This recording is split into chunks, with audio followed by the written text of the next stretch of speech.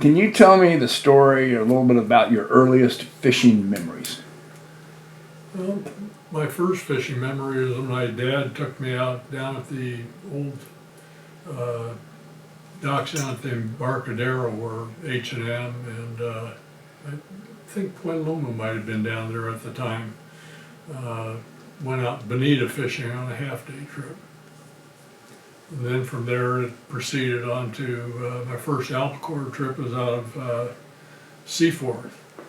And that was probably back in the 50s, something like that. Well, just the early years of Seaforth sport fishing. And, from there just got into the business. So my dad at one point bought a old plywood little runabout, going out to La Jolla kelp beds in it then, and a little scary, but fun. Never caught much, but a few bass. Yeah. Weren't the first some of the first sport boats, weren't they like barges or stuff that was just set in place? Yeah, they had a barge off of Mission Beach there. I never did get out fishing on it. My dad never had the time to take me out on it, and my parents wouldn't let me go out by myself. But it would have been nice to get out there some fishing. But I think Bill actually owned one of the barges. I think it was probably up off of Newport or something like that. Yep. Yeah, it did. It was up off the La Jolla kelp beds there. Yeah. And I guess when they set the barge in place, everybody was pissed because he set it right on top of the best fishing hole on making that. Yeah, of course he would. Okay, camera sync in on section 2. Okay, Paul, can you take me back to your earliest days at Fisherman's Landing? Can you kind of paint a picture for us of what it was like around the landing, around the docks, and what the boats were like, and maybe even get into the tackle? Yeah. I started out, I'd been working at Mission Bay sport fishing for a number of years, since about 62 part-time, and heard that Bill and Bruce over at Fisherman's Landing were going to hire a new manager. I was 23 years old at the time. I didn't figure I had much of a chance of getting the job, seeing as how there were a few contingencies in the way of me doing it, but set up an appointment with Bill Poole and Bruce Barnes, went over and was quite intimidated over at Mission Bay Sport Fishing. It's probably at the time about one of the smaller landings in San Diego along with Seaforth. And so I go over there and I'm really intimidated. This is a big landing. Of course, I'd been over there a lot of times, wandering around the tackle shop, admiring everything, and figuring how I could incorporate some of that into a smaller building. So I set up my appointment with Bill and Bruce, went into the office, sat down, had a talk with them, and discussed employment and everything, and told them that I wouldn't be able to start working there until October, and but I would really love to have the job. And they went on to explain to me that they were looking for somebody primarily because Ward Griffith was the manager at the time, and I think Ingrid Poole and Jamie Barnes had some issues with Ward, and they were looking for somebody else. And of course, in the interim, Ingrid and Jamie were running the landing, and their businesses were kind of being neglected along the way, so they felt it was time for somebody new.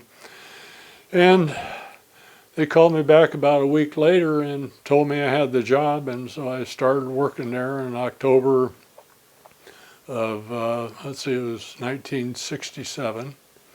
And, walk into this place, and of course, several of the boat skippers, mainly Dave Williams, tried to intimidate me because I'm this young guy, and they're big captains running the boats and everything. But everybody else in general, even Dave, were pretty nice, and they were helpful and gave me suggestions along the way. And of course, I grew with the business and hopefully gained some of their respect and had a great time and some wonderful people to work for. At the time I started there, Bill had just sold the second Polaris to Chuck Gillum and had built the Polaris 3. And Bruce was building I think he said he had the Qualifier 85 at that time. And other than that, had a handful of charter boats down there, Webfoot, some of the Pilardo boats. I think it was a Pilardo 1 and 2 and the Soft Touch and stuff like that. It really wasn't close to becoming the fleet that it would in the future with Bill and Bruce leading the way there. So it was great times. They completely changed the fleet, didn't they, in their designs and vision? Oh yeah, they were both, as they related to me, they were dissatisfied with the way the operation was being handled over at Point Loma Sport Fishing Association, which they each were members in, so they sold their membership and purchased Fisherman's Landing, and it was doing business as Fisherman's Landing and was actually incorporated under the name Pilardo Sport Fishing. And they started that in 1965. And like I said, when I came in there, it was Jamie and Ingrid running the show. It was a small business at that time, and under their guidance, it just thrived. You know, they were very competitive with everybody in the fleet, and not only within the fleet, but themselves. They had a constant battle on who was going to be the best, and it was wonderful to watch, and they complemented each other very well in business. It was good people to work for and learn from. That's what you were saying. Yeah.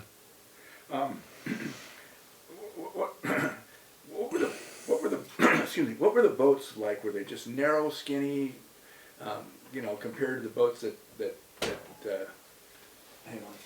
Hello? Hey. What? We're in the middle of it. I know, I saw. Okay, bye. You have to move it? I'll get it. Okay, stand by. Sorry. Yeah. I'm in that big parking lot You're there. There's fine. no problem, huh?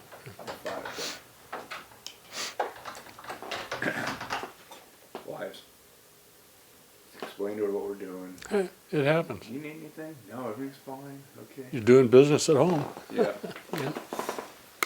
So what I'm looking for, hopefully, is I've got a lot of old footage from the 50s of some of the. I can't help you with that. No, but I have it. The old. I know. But how skinny the boats were. Oh yeah. How crowded Yeah. the rails were. No galley Yeah. service. So. Well, you don't mind me skipping back, do you? No, absolutely. Okay. You can go in. Yeah. Okay. That's so good. Okay, so tell me a little bit about what the boats were like early on. Well, the first boat that I actually worked on as a deckhand was the old Seabiscuit, which used to be a rum runner, and it operated out of Fisherman's Landing. I decked for Donnie Shands at the time. I think Donnie's still with us. I don't think he's in the business any longer. And Jay Sterling, who was a captain for a while, he was on there also. He was the first deck. And I had just been basically a pinhead, going out and fishing and doing some work and getting discounts on trips and free trips and such. And but it was, like I said, a rum runner, and they had it sponsoned out, so it was from this narrow little thing that probably in the water could be no more than 15 feet, and at deck level it was probably up to around 20 foot. And it kind of reminds you of some of these old tugs and old fishing boats that you see from back in the 40s and 50s. And it was fast. It was fun to work on. And I think in the early, probably about the mid-60s, the Coast Guard decommissioned it and wouldn't recertify it after one of the inspections. So that was the end of that one. But then there were the huge boats in the fleet, the Allelunga and the Betty Lou, these big stainless, not stainless, but steel boats. And at one time they had been set up in the galleys with gambling machines. And Captain John Taylor, who was one of the owners at Mission Bay Sport Fishing when I was there, was actually arrested and charged with a federal crime, a felony, for having these gambling machines on the boat. And related that story to me one time, and it was a different time, that's for sure. Absolutely. Yeah. Slot like slot Yeah, machine. one-armed bandits. Yeah. One-armed bandits. Yeah, yeah. So they had those on there and gambling. They had regular people that used to go out fishing on the boats, and all they did, maybe if the fishing got real good, they'd go out fishing, but spent a lot of times in the galley playing cards. Yeah, yeah. I love it. There were several key individuals, you've mentioned a few of them already, that have influenced your life. But was there a certain captain that had a profound influence on your decision to make fishing your life's work? You know, I think it would have to be Bill Poole. He was he was kind of like a father to me. I don't, you know, he was good to me. He gave me personal advice. He took his time, not only with me, but with anybody that needed his time. He was always there. And, you know, I kind of wanted to emulate Bill and do things the way he did. And that's basically the way I ran the landing, is the way I felt like Bill Poole would want to do it. There's been many a time I'm sitting in the office and doing some work, and he'd call me into his office, his and Bruce's office, and he'd say, "Sit down." And I figured, well, what did I do now? And he'd just ask me how things are going with the landing and everything, and then pretty soon he'd ask me how things are going with my personal life. And, you know, just sit there and really show a profound interest in what you were doing. And not just what you were doing at the landing, but what you were doing with your life. And, you know, you don't run across many people like that in your life that can be a mentor to you and a father figure and, you know, just really a great person. And I don't think that was just my case. I think that was the case with a lot of people. You wouldn't know, though, because Bill was not the type of person that would, you know, sit down and brag about what he's done. I've helped this person, I've helped that person. I never heard that out of Bill. He just did it out of his genuine feelings towards people and how he wanted to treat them. That was it. And he loved the sport too, didn't he? Oh, he loved the sport. He loved the competition. I think I mentioned earlier his competition with Bruce Barnes. I personally feel if it wasn't for that competition with Bruce Barnes, we wouldn't have seen the long-range fleet grow the way it did. Bill built they both had 65-foot boats. Bill built the Polaris 3, 80-foot boat. Bruce Barnes built the Qualifier 85-foot boat. Bill builds the Cape Polaris. Bruce builds the Qualifier 105. And they just had this competition amongst themselves. It was in business. It was everybody. I can relate one story about the competitive level of Bill. I wasn't trying to hide anything from Bill. Him and Bruce were standing right there next to me before the boats departed that morning. It was 3 a.m. when they were leaving for the Coronado Islands. Fishing was pretty good. Bill's sitting there probably with about 60 people on his boat, and Chuck Gillum sitting there with about 30 people on the Prowler. And I mentioned it to a guy that wanted to get on a Polaris because I didn't have any bunks available left for him to have a bunk on the boat. Well, Bill didn't say anything at the time, and like I said, he was standing right there. And the next day he came in and It was like typical Bill, you know, he never carried any grudges. If he was upset about something, he told you about it and it was gone. Came the next day and he says, you know, he said, you kind of pushed somebody towards going on the prowler because you felt sorry for how light Chuck's load was. He says, I haven't worked my ass off all these years, you know, so somebody can put somebody, one of the people comes up and asks for my boat on somebody else's boat.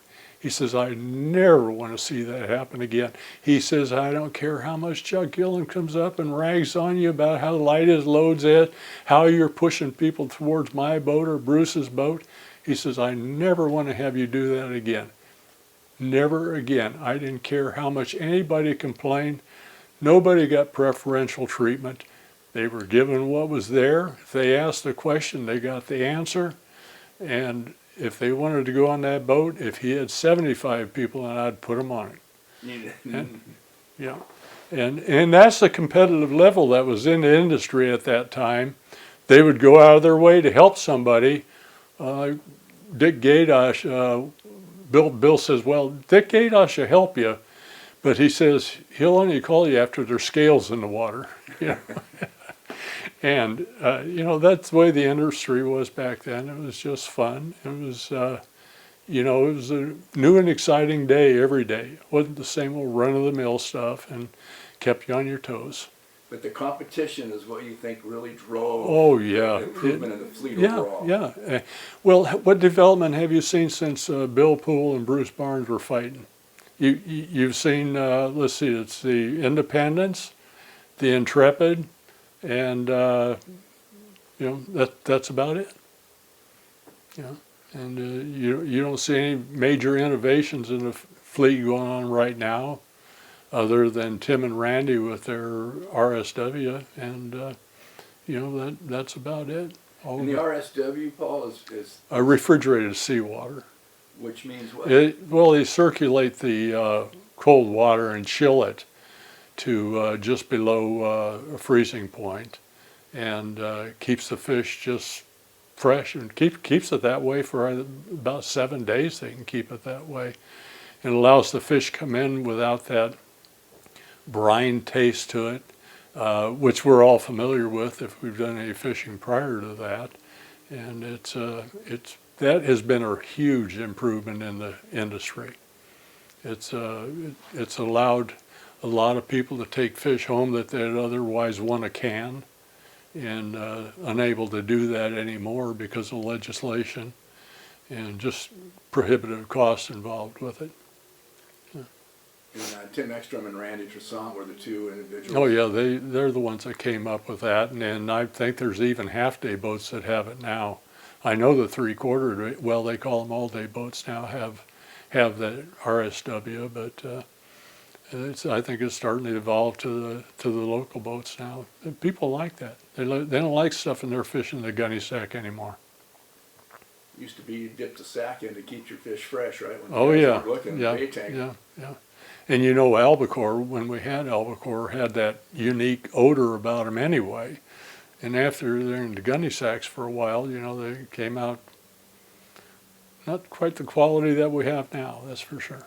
So that's one of the big improvements. Also, what about meals, accommodations, bunks, staterooms? You can kind of go back and sort of compare the two. Oh yeah, well, back in the early 70s, well, the 70s and 80s when the long range was really growing. Let's face it, until Bill and Bruce got into it, there was just Lee Palm running his trip. He ran a good trip, but you know, Bill and Bruce felt like they could just excel in it, which they did. And I remember when I'd go fishing, long range fishing on I think my first long range trip was on the Polaris 3. And Joe Fleck was the cook. Both his boys are in the fleet now. One of them is a chef. Well, he's not in the fleet anymore. He's back in Virginia, a chef. And the other Fleck boy is running the XL now. But Joe Fleck, it was what you call home cooked meals. pork chops, steaks, ribeyes. It was all good food, but it was what you would get in a typical restaurant back in those days, medium priced restaurant, good wholesome food, meatloaf and your regular fare, good breakfast, and everything was excellent meals. Now it's like eating at a five-star restaurant. It's unbelievable meals. Unfortunately, I haven't been able to go out and partake of those, but it might be worth going just for the dining. Just for the slot Fine machines. dining. Oh, yeah. Slot machines would be great, yeah. Air-conditioned rooms as Oh, opposed to yeah. taking saltwater showers. Yeah, yeah. Well, I never got in on the saltwater showers, but the air-conditioned staterooms have made a huge difference. Bill was quite innovative on that. He had his stateroom set up so you could take the partitions out.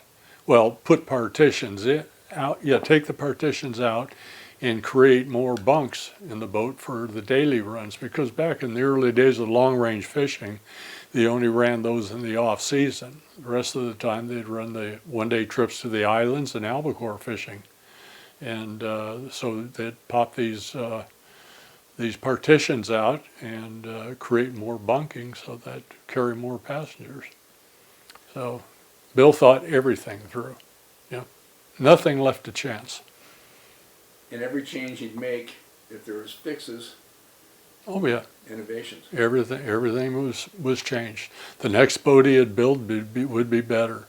And Bruce came up, was the first boat with individual staterooms, individual air conditioning, and and then Bill took it from there. His next boat was even better, and just the battle would continue. It's pretty cool. Yeah. Can you tell me a little bit about albacore fever? Oh, yeah, you'd come down to the docks, and it really didn't matter. There was really not much difference between weekdays and weekends. There were just more people on the wait list for weekends. But when I started in the business, Bill and Bruce, Bill primarily, I would come in at about 3 o'clock in the afternoon, and I'd immediately go to the reservation list, take the list from the day before, and write all those people down on the next week. Bill was basically full every day when I started there. And you just had the same old regulars. They didn't call in to make reservations. They'd call in if they had to cancel.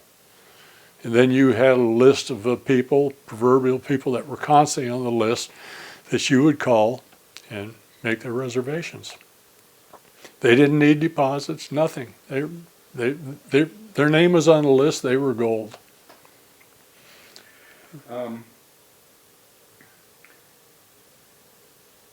You mentioned it earlier, but what are some of the things about Bill that made him so special as a human being? Well, he was thoughtful towards everybody, considerate, and he's really one of those people that would treat people the way he wanted to be treated. He had no favoritisms towards anybody. If you did step out of line, there was one thing well, there were a couple things Bill didn't like. Bill didn't want to have anybody in his pocket taking his money that he worked hard for, and Bill didn't want anybody lying to him. If you did something, the best thing you could do would go say, Bill, I screwed up. And he'd listen to what you did and go, well, that won't happen again, will it? And that's the way he wanted you to treat him, and that's the way he would treat you. And he was just good. Bill, the type of person Bill was, at one time, I think it was in the 80s, I'm not sure. The dates are getting hard to recall. But I think it was in the 80s, but Bill and Bruce called me into the office one time, and they said, we're each going to give you 2% of the company.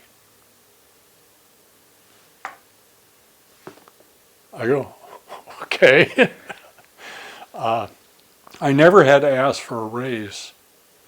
They would come up and say, "You've been earning this quite a while. I think we're going to bump you up a little bit." That was the word, bump you up a little bit.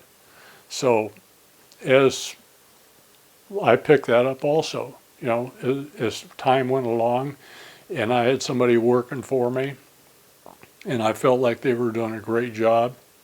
Never paid minimum wage at Fisherman's Landing. Never paid minimum wage. It was always above what everybody else was paying, and you wanted to keep the good people.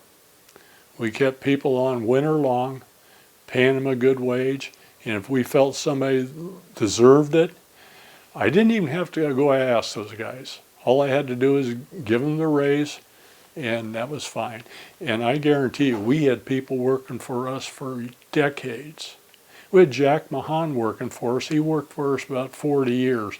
He took a little bit of a break. He went to work on the Royal Polaris for a while with Frank. And but other than that, he was with us the full time. And they were great people to work for. You always got paid well. Doug Kern came into me one time, and he says, "What do you think about a 401k?" I said, "Well, I had no problem with that." Doug kind of explained it to me. It was new, and everybody had 401ks back then. It was something new, and we had no retirement benefits at the landing or anything like that. So I said, "Why don't we set up a meeting with Bill, go in and talk to him?" And I think at this time, Frank had taken over ownership of some of the landing at that time. So Doug and I went in and talked to Frank and Bill about this. It was a little bit of a sell because it was new. It hadn't been around a long time, and so they did. We went in and they gave us matching funds, and which we weren't even expecting. And but Doug had covered in his presentation, and they said, "Fine, we'll give it a try." And it wasn't shortly after that we had health care coverage for everybody. And you worked for us for 6 months, you had health care coverage. And they were innovative, and they would go out of their way to take care of their people. And I know most of that was because of Bill. That's just the way Bill was. He wanted his people treated well. He wanted us to live well. He had no problems with that. And then I had mentioned that they gave me some stock. I had an opportunity at a later date to buy some additional stock, which I took advantage of. And then this was probably about maybe 10 years before Bill's passing. He called me into the office and gave me some more shares of his stock. Out of the blue. I'd never asked him for it. He just appreciated the good job that you did. And excuse me. That's okay. No, that's the kind of man he was. Yeah. He evokes emotion in you. He was a good person. Ingrid was always there with him too, wasn't she? Oh yeah, she was.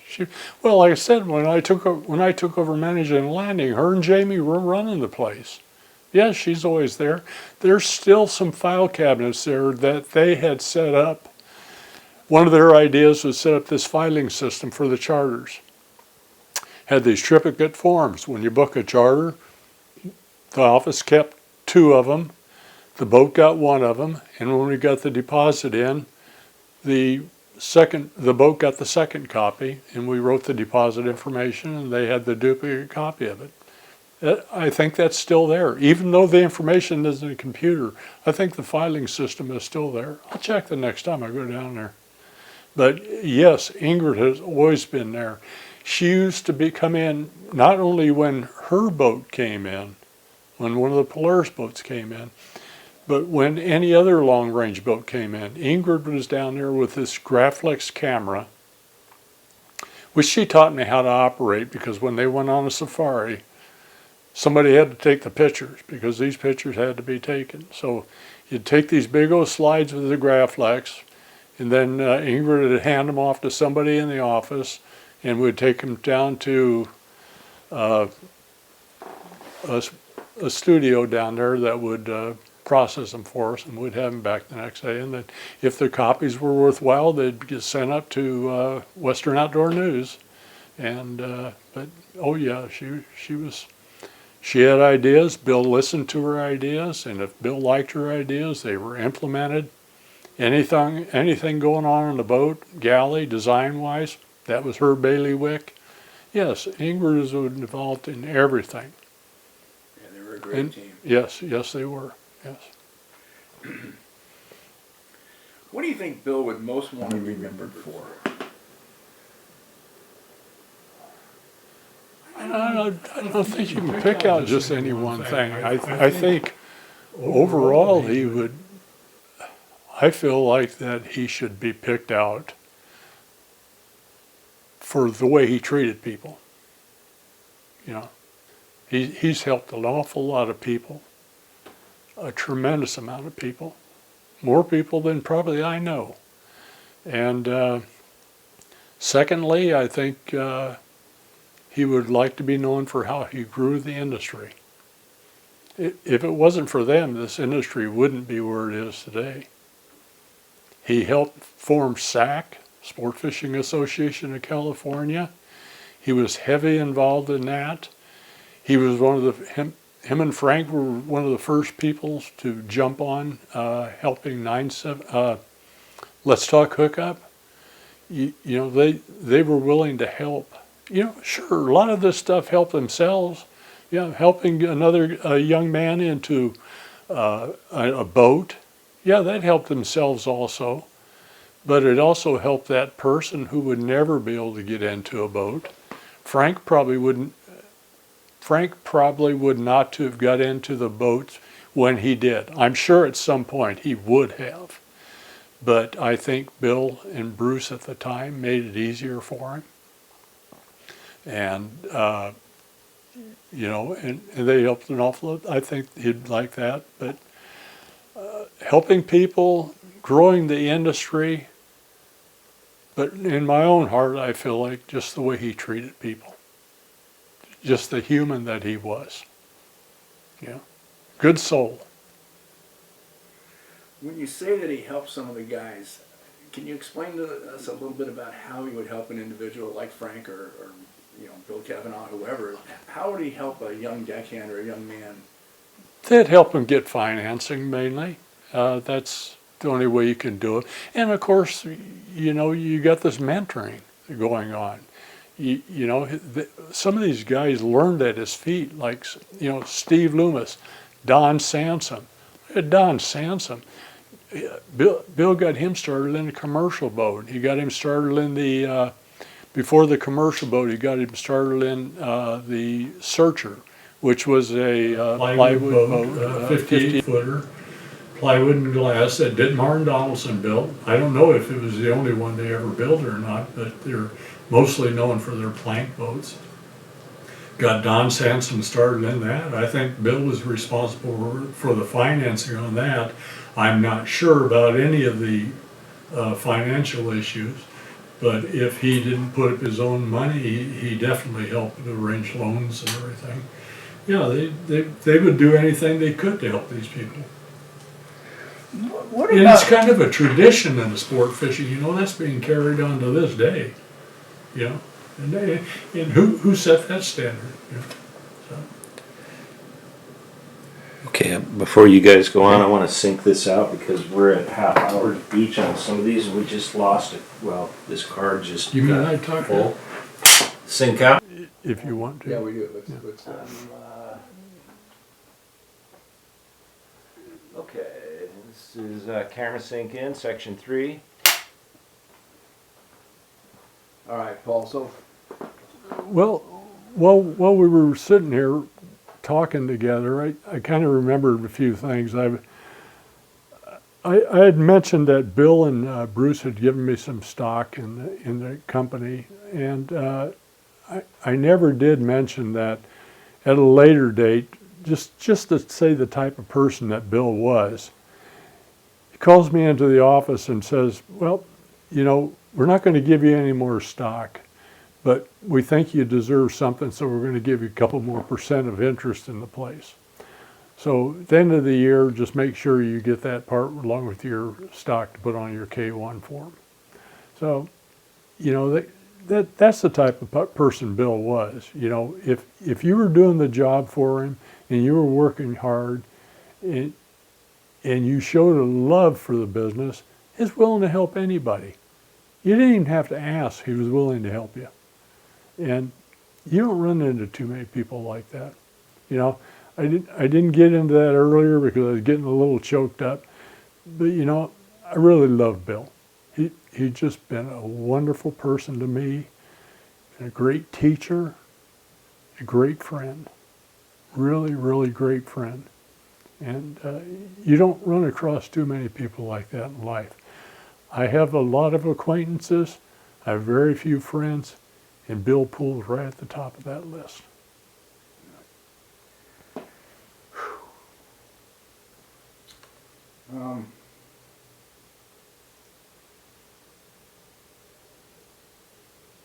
You know, you've been around the business your whole life, and you've seen how sport fishing in general has enriched the lives of thousands of people just by participating in the sport.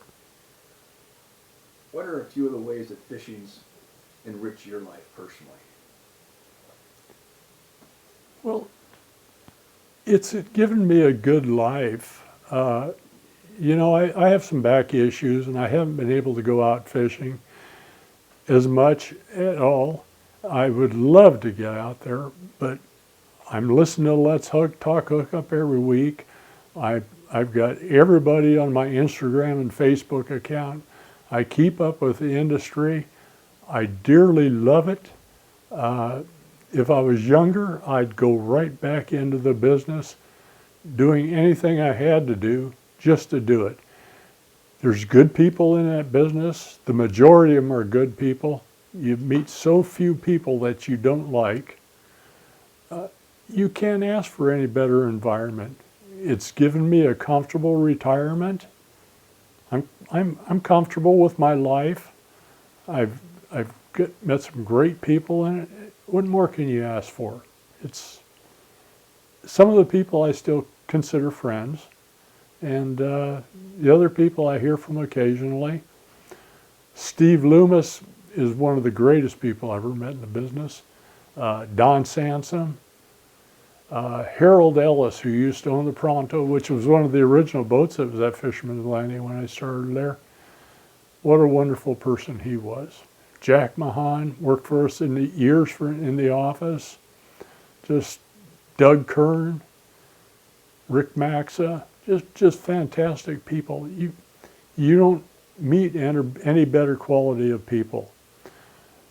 Kids that are getting involved in fishing are never going to do drugs. They're not going to have alcohol problems. They're going to be busy spending all their money on fishing tackle. I mean, how are these kids going to get in trouble? It's just a wonderful environment for kids to grow up, and anybody that doesn't take their kids fishing should be ashamed. It's a wonderful way to start out life, knowing how to fish. You said earlier, the more the sport changes, the more it stays the same. Yeah, it never changes. It evolves in ways like they've got sonar right now that helps these guys tremendously. But I guarantee you, if you took their sonar away from them, their fathometers, they'd find a way to catch fish. They wouldn't have any problem whatsoever. Yeah, they've evolved as fishermen. You know, it's allows them to take shortcuts and find more fish for their people, give the people a better chance of catching fish. But majority of the people, once they get into fishing, really aren't going out to catch fish. They're going out for the adventure, for something different, for something new. You go out there, you never know what you're going to catch. You could take half these fishermen, boat captains, take them out on whale watching trips, and they'd have just as much fun as they were out on a fishing trip. Of course, they might drop the line over a little bit once in a while and catch a bass or something. But you know, it's just that every day is different out there. Just a wonderful environment for anybody. Fishing truly touches your soul. It does. It does. It becomes part of you. Yes.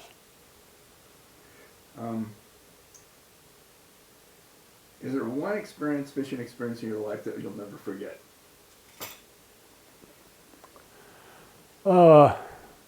Yeah, I was out on the qualifier 105. Well, I've got a couple I'd like to tell you. One from each boat.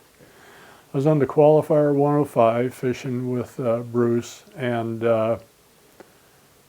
cranking my, I think it was a Hacker 4 to the boat and lifting the jig out of the water, and wahoo comes flying over the rail chasing it.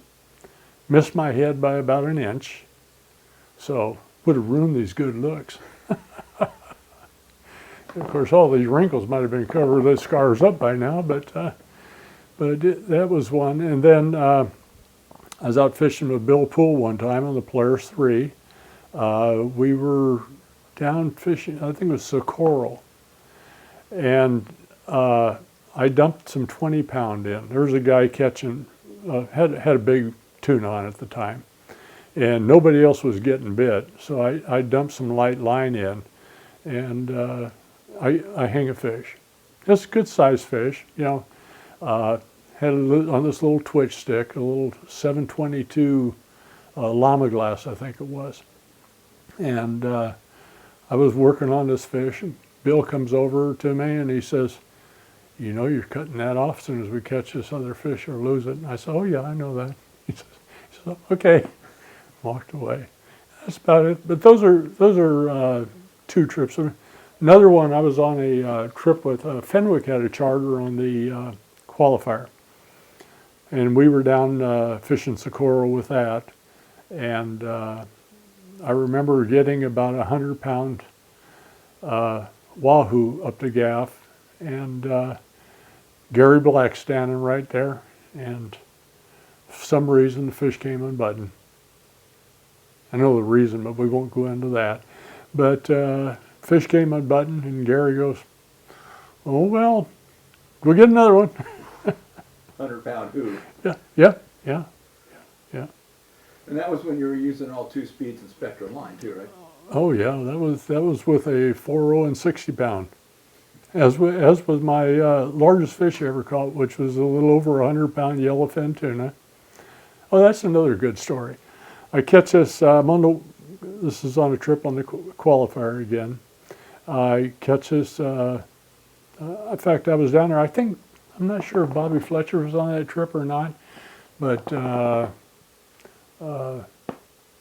Jack Mahan was on the trip, and a couple other guys were on it. The trip was a little light, and Jamie Barnes was on the trip. And I catch this. I've got a 100-pound fish, and cut it on a 4.0 and 60-pound. That thing killed me. I mean, I would love to go out and try one of these big bluefin with some of that modern tackle they have.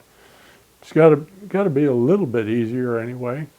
So, figure maybe I could get one, but that was good. Shoulder harnesses and leather pads. Oh, I'll never fish with a shoulder harness again. Of course, they wouldn't allow you to do rail fishing then. They took pride and joy in their rails back then. You know, it's yeah. You're not putting that reel seat on my rod. I'm on my rail. You get yelled at a little bit. Yeah. How about the influence of the early tuna clippers and the lift pole guys? Were they sort of the pioneers in the earlier extending down the Baja and the long range type stuff? I really don't know. I've never really heard anybody. I never heard Bill reference them in any way. I'm sure it gave them ideas about where they could fish for some of these larger tuna, like the Revias and such. You know, I had to give them an idea. That just didn't come out of anywhere. So I'm sure that they understood that there were big tuna out there. Nobody's going to run out to Hurricane Bank unless they know there's some tuna out there. They just kept pushing the limits. Yeah. I just wonder where the limits would be now if we didn't have this fantastic fishing locally. You know, it's. I wish this fishing had been like this when I was working. It sure made it a lot easier. It's like a 100-year cycle, isn't it? I don't know. But, I'm sure Zane Gray would remember it. I just had a question. Can you tell me a little bit about what you remember about, it would be hearsay, what you heard about Bill Pool's first long-range trip to Guadalupe on the original Polaris? I don't know. Bill didn't really mention too many trips about Guadalupe. He talked. I did hear more trips about San Martin Island. Of course, when that was back when he was running the long-range trips on the on what was the Prowler, which is now the was the Polaris. They used to fish San Martin Island a little bit. I remember I was down at Leos Rocks with Bill one time up in the wheelhouse. Have you ever been up in the wheelhouse with Bill? The stories that man can tell without never telling the same one twice. It is unbelievable. But he talked more about the yellowtail fishing at San Martin than he did about the Guadalupe trips. I never heard too much about them. Recently I've heard stories about them, but not that much. Like I said, I never got to fish Guadalupe. Would have liked to. Magical Island. Yeah. Is there anything that I have forgotten to ask you? Or anything that you want to mention?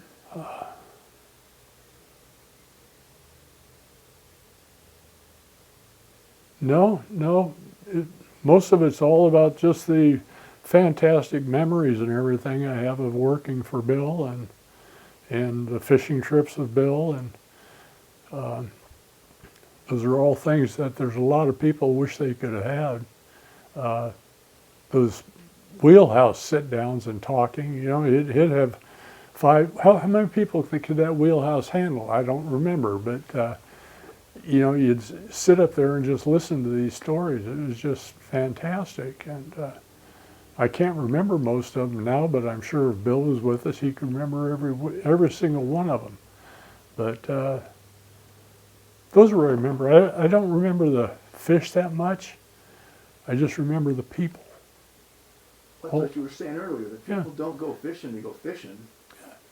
It's adventure. It's the people you meet. You meet some real characters on these trips, and they stay with you the rest of your life. It becomes part of you. It's not the fish that become part of you. I think that's why so many of the captains enjoy fishing calico bass and freshwater bass. It's just the experience of going out and doing it. Yeah, at the time it's about catching the fish and enjoying them and everything, but it's lifelong memories, and does something to your soul and your heart. Makes you feel complete. That's beautiful. Perfect place, Dan. That was it. That was it. Let me do What a great. Well, I wouldn't have done this for anybody else. There's nobody in the fleet other than Bill and Ingrid and Bruce that I would have done this for. I like you, Mike, but with my back hour and a half drive done, I don't love. But beautiful collection up here, wonderful. Brings back a lot of memories. Well, thank you, Paul, for coming up. I really appreciate it, and I know Ingrid does too. Oh, This is, love Ingrid. I'm glad life is being good to her. she's extending Bill's, and I met Oh. Stein. We never mentioned about the boys working at the landing Oh, yeah. and how Bill treated them. Yeah, let's talk about that. My God. Oh yeah, I had Randy Poole. I think he wants to be called Stein now. Stein, right. Walter and Eric. They all worked in the office with me, for me. Never received any special treatment. Got paid exactly the same as everybody else, and were expected to be there on time, and were expected to do a good job. In fact, they maybe got a little more experience they wanted to. It was the first time I ever took a night off working at the landing. From when the season would start and the season would end, I never took a day off. And that was probably for around 20 plus years. Never a day off during the season. Well, I was getting up there a little bit, had plenty of help. It was slow, so I decided I'm going to take a night off. I must have had a guardian angel there or something, because my wise ass mouth at that time probably would have got us in a lot of trouble. But the place got robbed that night. Guess who the first suspect was? Nah, they knew who the people were. They had the place staked out and everything. 3 guys came in. Marty Weinreich, one of the kids, one of Walter and Eric's friends, was out washing down. No, that was Mike Bursk. I think Mike Bursk actually works up on a whale watching boat out of Dana Landing right now. But he was outside washing down, and he accidentally got this guy wet. And so he closed down. The guy said, "You can shut that hose down and go inside the office." In fact, Mike Bursk wrote a paper about it, and I still have that paper. I might send you a copy of it for you to read one of these days. But the place got robbed at gunpoint. Jack Mahan was there. Eric Poole was there. Walter Steinpool was there. Marty Weinreich was there. And guys got tied up, locked in the back room. Oh, we had this guy, David Jones, working for us. He was a part-time hire from SDSU, and he was working for us that summer. And he was a black young man. And all these guys, and of course they focused most of their attention on the guy that had washed them down, and Marty Weinreich, who they threw a tomato at. We always got fresh produce from a lot of the customers and stuff like that, cakes and pies, and always had stuff laying around. The guy threw a tomato at Marty, and Marty goes, "Oh, I like tomatoes, thank you," and they almost went over and hit him. But they picked on those 2 guys a little bit and then tied them up, locked them in the back room. And of course, these guys had been brutal to some other people that they had, places that they had robbed. And they were major suspects, and the police had them staked out. They were in the parking lot while the robbery was going down. And they caught them a short period later after a chase down Interstate 8, I think down around Hotel Circle, if you're familiar with that. Caught them there. Of course, they held our money forever.